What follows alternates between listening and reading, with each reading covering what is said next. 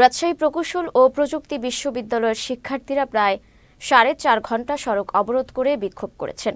শিক্ষার্থীদের উপর হামলার প্রতিবাদ সহ বিভিন্ন দাবিতে আজ সকাল 10:30 থেকে বেলা 2:30 পর্যন্ত নগরের তলাইমারি মোড় অবরোধ করে রাখেন তারা।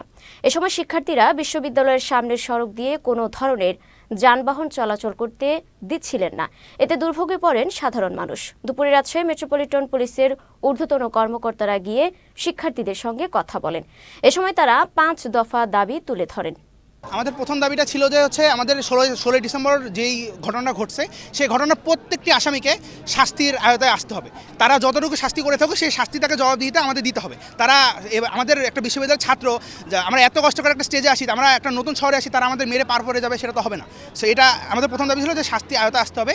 সবচেয়ে আরেকটা বড় কথা যে জুলাই বিপ্লবে আমাদের এই তালাইমারিতে পুলিশ বক্সটা ভেঙে দিচ্ছে, যেটা আমাদের এই মোড়ের নিরাপত্তার অন্যতম একটা অংশ। তো সেই তালাইমারির এই পুলিশ বক্সটা পুনর্নির্মাণ করতে হবে।